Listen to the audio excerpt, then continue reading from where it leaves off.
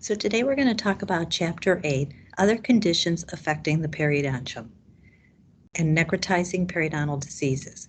So necrotizing periodontal diseases cause inflammatory destructive infections of the periodontal tissues that involve tissue necrosis or localized tissue death. 3 states of necrotizing periodontal diseases may represent different stages of the same disease as the etiology, clinical characteristics, and the treatment are similar. So we have necrotizing gingivitis. We used to call it NUG or necrotizing ulcerative gingivitis. It's limited to the gingival tissue. So the necrotizing tissue is limited to the gingival tissues like gingivitis. Necrotizing periodontitis, we used to call it NUP, a necrotizing ulcerative periodontitis. It's necrosis of the gingival tissues, periodontal ligament, and alveolar bone. So in other words, the necrosis extends further into the periodontal ligament, the tooth-supporting structures, making it periodontitis instead of just gingivitis. And then we have necrotizing stomatitis.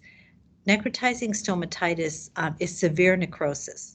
It extends beyond the gingiva to other parts of the oral cavity, including the tongue, cheeks, or palate. Bone denudation occurs through alveolar mucosal tissue and most severe, rarest form of necrotizing periodontal diseases. And these are some pictures. Necrotizing periodontal diseases, we've got necrotizing gingivitis, or you'll still hear it called NUG, and then we've got necrotizing periodontitis, or NUP. And you can see in both of the pictures lots of gingival inflammation. The tissues are very, very inflamed and very tender. This is a very painful thing to have.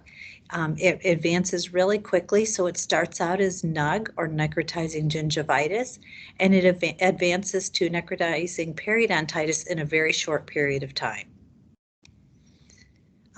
You might hear other people refer to it as trench mouth or Vincent infection, ANUG or acute necrotizing ulcerative gingivitis, or just necrotizing ulcerative gingivitis. It's characterized by tissue necrosis, so the tissue actually is like dead tissue. It's painful. So when a patient has this, they may stop brushing and flossing. It has a very acute onset, and so like the patients wake up one day and they've just got this horrible, painful, fiery red gum, spontaneous bleeding. They can't brush, they can't floss. Most of the time they can't even hardly eat. It rapidly escalates and can produce loss of periodontal attachment just within days. So it can advance from NUG or necrotizing gingivitis to necrotizing periodontitis in just a few days. Ulcerated and necrotic papilla and gingival margin. The papilla have cratering or a punched out appearance, so they dip down in the centers between the teeth. And then you've got something called a pseudomembrane. We talked about pseudo pockets, pseudo meaning false. So there's like a fake membrane or a false membrane, which is a gray layer of tissue that covers the necrotic areas of the gingiva. And it can be wiped away like with your finger, but it leaves like all the necrotic tissue underneath if you wipe it away. You get sloughing of the tissue. So in other words, you can actually like just rub the tissue away or peel it off. And it has what we call fetid odor. It's a very distinct odor that it has. It smells really bad from the very powerful bacteria associated with it. Systemic signs and symptoms. Usually the patient will have some swollen lymph nodes. And in more severe cases, they can have fever or malaise, tiredness, increased pulse rate, and a loss of appetite. The loss of appetite and the fever I have seen in several cases. Necrotizing periodontal disease progression, it involves the interdental areas. The interdental areas are separated into the facial and the lingual papilla, and there's like necrotic tissue between those two, and it forms like a crater. It also destroys the periodontal ligaments, and the alveolar bone becomes destroyed, resulting in a loss of attachment. And And these are some more pictures of what necrotizing ulcerative periodontitis would look like. And you can see there's a lot of plaque involved in it. You can see that pseudomembrane, especially on the picture on the right. So if you were to rub that, it would just kind of rub right off that tissue. This is a picture of the ulcerated and necrotic papilla and the marginal gingiva, and you can just kind of see if you were to take your air and blow it in there, that tissue would just be flapping all over. If you took a scaler, you could probably peel half that tissue right away. This, of course, is very painful. So oftentimes it's halted or it doesn't advance to NUP from NUG because it is so painful, it brings the patient into the dentist right away.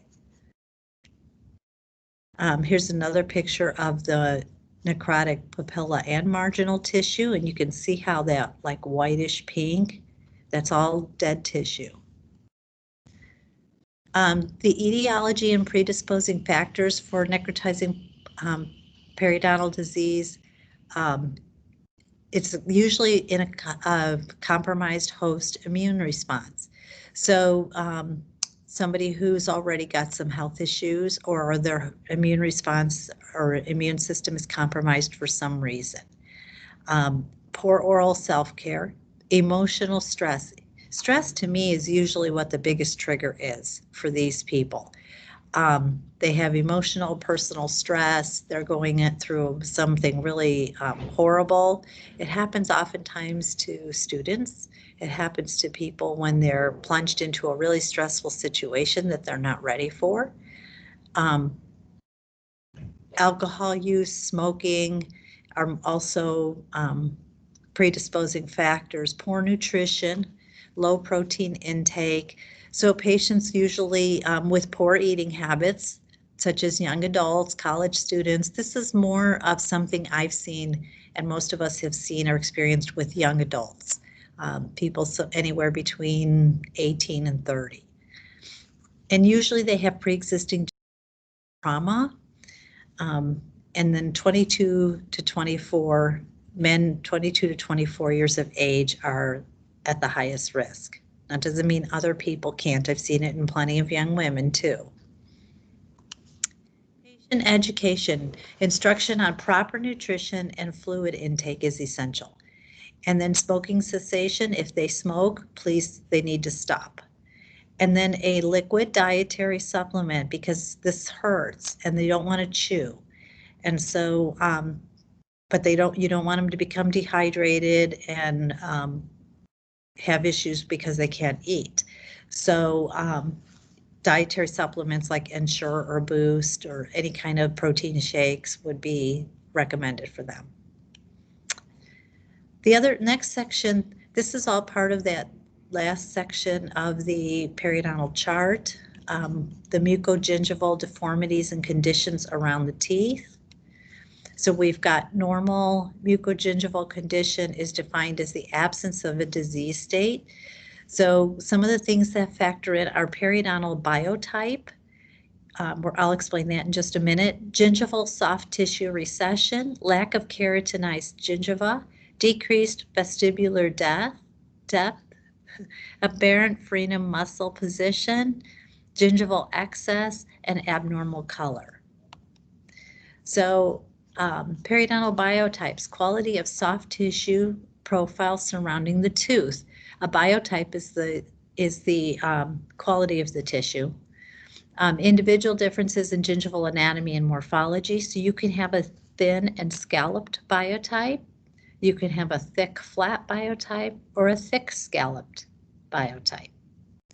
And so I'm going to show you some pictures here. This is a thin scalloped biotype. It's usually associated with slender triangular shaped tooth crowns, subtle cervical scalloping, and interproximal contacts.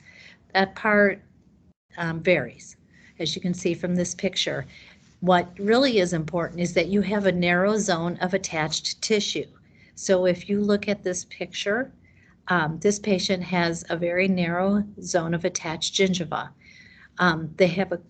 They have clear, thin, delicate gingiva. So they do something with a probe test. They're not measuring for the pockets, but what they'll do is they'll put a probe, insert a probe into the sulcus. And if you can see the probe through the tissue, that's thin tissue. And usually it's associated with thin alveolar bone. We've got our thick, flat biotype.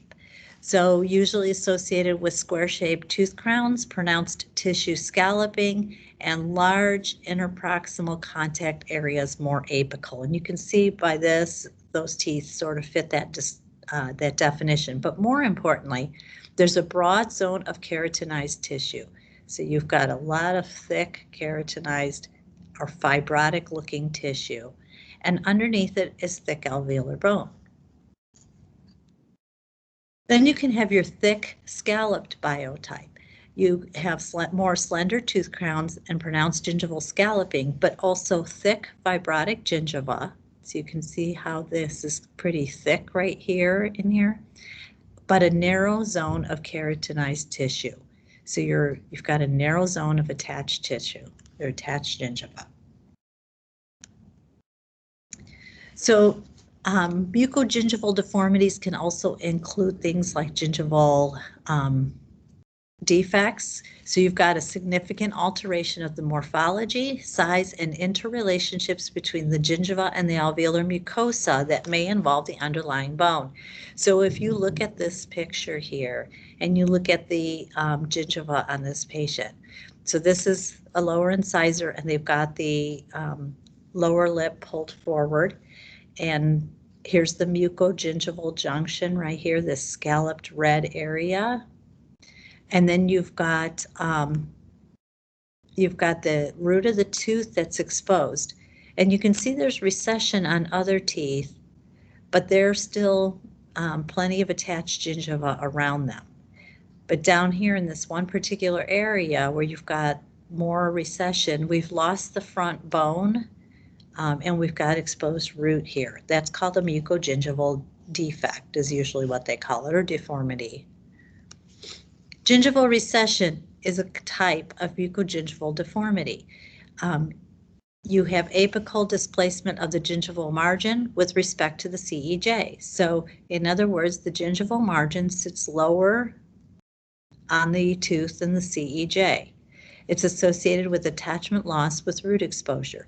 So if you look at this picture and you're going around and you're probing this area, you're still going to probe down here, but you're going to measure from your CEJ right here to your gingival margin, and you're going to add that much more attachment loss to your probing depth. So if you are probing 2 millimeters down here, and you have this right here, and you measure, take your probe and you lay your probe at the gingival margin, and you run the probe up like this, and you look at how many millimeters do you have from the gingival margin to the CEJ. So if you were to measure 5 millimeters right here, plus you had a 2 millimeter probing depth, that tells you that you've had 7 millimeters of attachment loss on this tooth. This is different. The reason this is on a different part of the chart is this is different than periodontitis, where bacteria have destroyed the bone. In this case, this was probably a defect in the way that the formation of the tooth and the gum came together, or it could have been from some kind of trauma, like occlusal trauma, that caused this to recede down like this and damage the bone. But this is not the result of periodontitis. And so, is it attachment loss? Yes, it's still measured as clinical attachment loss of 7 millimeters, but it is not periodontitis because it's not caused by biofilm. This is another picture of gingival recession. Same thing, you'll notice this patient does have a lot of biofilm. When you have areas like this where you've got recession in the gum, it's very difficult to keep those areas clean because most of us, our lower lip comes right across the gingival margin area, or maybe even up a little bit more coronally. And so getting your toothbrush under there is like a conscious effort to make sure you got your toothbrush in there and get all the way down along the gum line. But imagine if your gum line is 5 millimeters lower than where it should be, it's a little bit harder to clean. This is another picture of gingival recession with calculus and stain. The root surfaces, remember the cementum on the root surfaces is softer than the enamel on the tooth surface. It absorbs the stain and it retains calculus a lot easier. And so what happens oftentimes is you get this buildup on the root surfaces, and then you go in and you take your Cavitron and you just scale the heck out of those root surfaces. And so each time you do that, you're scaling some more of the cementum away. Tension of a frenum. So you can have tension from your frenum based on the placement of your frenum. Now you don't get to choose that, it's just the way your mouth forms. But when you look at the picture on the left, you can see that this, if you were to pull your lower lip down, this tension of this frenum is going to cause the attached gingiva to become unattached. And so it's pulling constant tension. It's sort of like if you took, it's like the same concept as orthodontic rubber bands. They put rubber bands on the teeth so that they can put like a constant tension on the teeth. And that constant tension helps to pull them into the place where they need them to be. And in that case, it's a good thing. In this case, it's not such a good thing because the constant tension is going to just eventually pull that gum tissue off of the root of the tooth, leaving exposure. Usually, now that we know that this is a problem, orthodontists will check out children when they're coming in for their initial visit. And so they will check all the frenum attachments and make sure that they're not having any kind of unusual tension with their frenum. If they are, then there's a procedure called a frenectomy that can be done, where they would just go in and laser that tissue loose right about here, laser all that away, so that there's no more tension on that gum tissue, and it will therefore stop the recession. It's pretty common in the premolar areas down here, that your premolar, you can see right here, the frenum attachment is right at the free gingival groove, so there's no attached gingiva in between. And so what's going to happen is eventually this tension from this frenum is going to continue to cause recession to a point where the tooth starts to become mobile. Risk factors for gingival recession. So if you look at this top picture, I put this up here to show you this is where your gingival margin should be. And then this is all your band of attached gingiva. And so you should have a nice thick band that varies on the maxilla and the mandible, and it varies from posterior to anterior.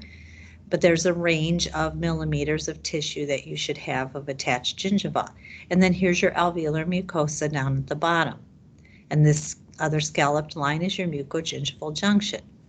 So if you look at these bottom pictures, you can have a thin periodontal biotype. So in this picture, they've inserted this colored probe underneath into the sulcus, and you can see the yellow right through the tissue. So that tells you that that tissue is very thin.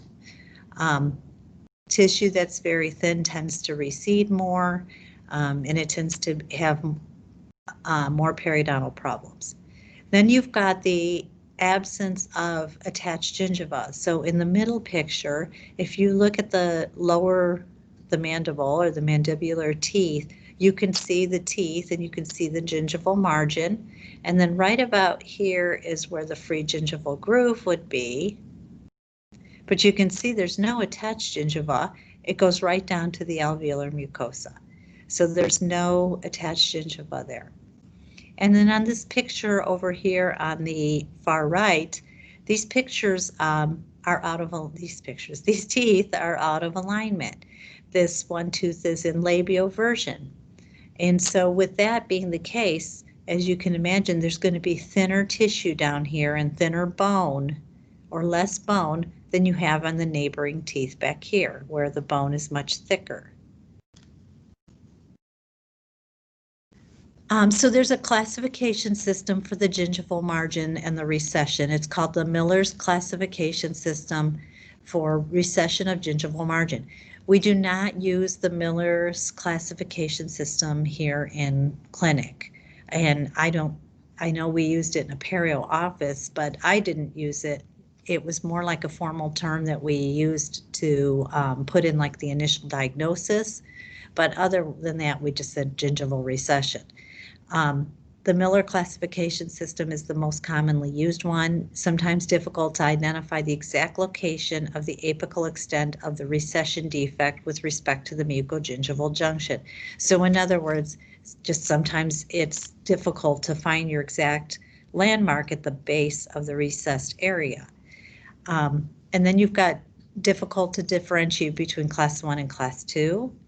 And it's not clear in defining the amount of interproximal soft and hard tissue loss between 3 and 4. And I'll show you what that means in just a minute.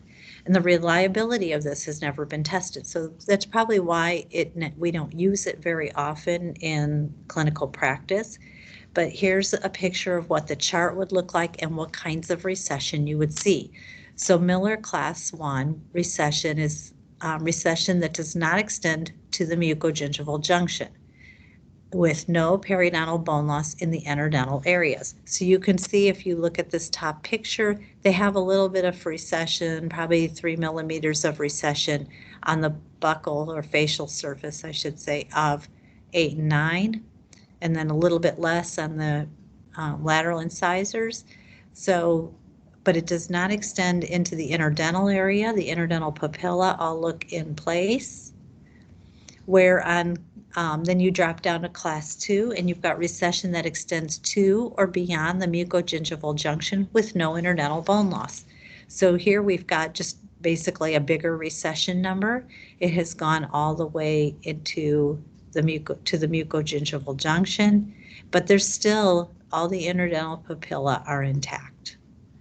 And then in class 3, it's recession that extends to or beyond the mucogingival junction with some periodontal attachment loss in the interdental area or malpositioning of the teeth. So we've got recession on these teeth that extends beyond to or beyond the mucogingival junction, with some periodontal attachment loss in the interdental area. So you can see there's a little bit of loss of the height right there. There's a little space between the teeth, and this is due to the malpositioning of these teeth. And then down in the very last picture, you have class 4, recession that extends to or beyond the mucogingival junction with severe bone and or soft tissue loss in the interdental area. This is commonly what you'll see on your periodontal patients. Now, this is a little bit more extreme, but oftentimes you'll see some pretty much like, I call it like horizontal tissue loss. So they've lost their interdental papilla. It's left these big spaces.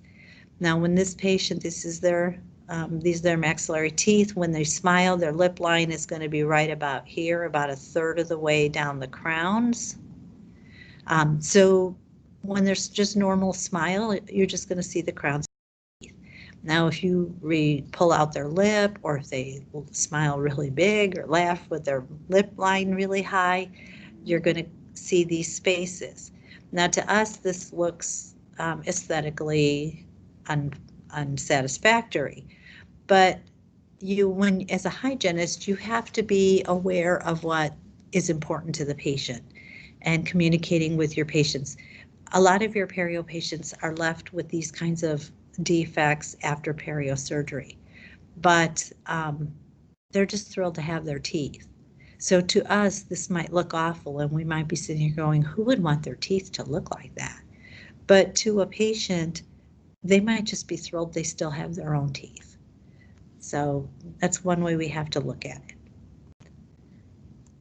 Then we've got the Cairo classification system for recession. It's based on clinical attachment level loss measurements at the buccal and interproximal sites. It uses objective identifiable criterion to classify extent and severity of soft tissue recession and can be used in clinical practice.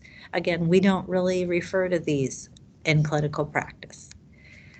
The Cairo system is gingival recession with no loss of interdental attachment, most likely associated with traumatic toothbrushing. It's probably the most common, very minor, just facial gingival recession. The RT2 is gingival recession with loss of interproximal attachment, most likely associated with periodontitis and horizontal bone loss. And then the RT3 is the same as RT2, but with interproximal attachment loss greater than buccal loss and infrabony defects. So in other words, the patient has had vertical bone loss, infrabony defects, so the defects go down deeper than the alveolar crest, and so they have more loss in between the teeth than they do on the buccal and lingual. And this is what the classification system looks like. These are the descriptions. And then we have tooth and prosthesis related predisposing factors. So prosthetic and tooth related factors enhance plaque retention and contribute to initiation and progression of periodontal diseases.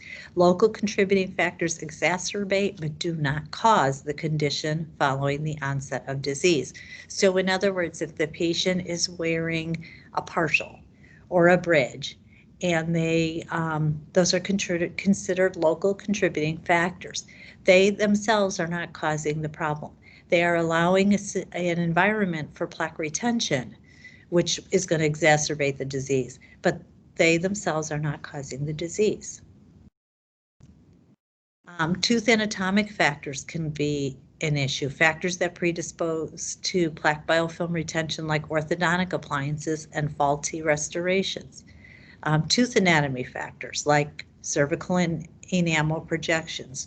There's something called enamel pearls, palatolingual grooves, and tooth malalignment. And this is what an enamel pearl would look like. They're usually found in the furcation areas, and they're just like an excess of enamel that's sort of spilled over onto the root of the tooth. And then you've got that palatolingual groove. So on the palate side or palatolingual groove, this is a maxillary lateral incisor. And I think in anatomy, we talked about that deep palatal groove. So you can see if you, this is a great picture to show you here. If you look at this groove and you see this brown in here, this is calculus built up inside that groove. There's no way by looking at how thin that groove is that you're going to be able to really adequately clean that. And of course, orthodontic appliances can cause some localized factors. So they retain plaque in the areas, making toothbrushing really difficult. And then these are just some pictures of bonding of teeth. So when patients have periodontitis, and they lose their interdental papilla and they lose enough of their bone support, teeth become mobile. And so when you, particularly on the lower incisors, where the bone is thin, the teeth are small, there's not a lot of support in that area just anatomically. And so it doesn't take a lot of periodontitis for those teeth to become mobile and possibly even fall out. And what you don't want to have happen is the patient bites into an apple or something and breaks these teeth right out of the sockets. So a lot of times what they'll do is they'll put some bonding material and they'll bond teeth together, sort of like that theory of strength in numbers. So if you have 3 teeth bonded together, you're going to have be able to take the occlusal force more than if you just had 3 individual weak teeth. If they band together, they can become strong. And so it's something that they commonly do on perio patients, and so it creates a little bit of an issue for them to clean underneath these areas, and so good home care and oral hygiene instruction is a must. So that concludes Chapter 8, and we'll discuss any questions in lecture.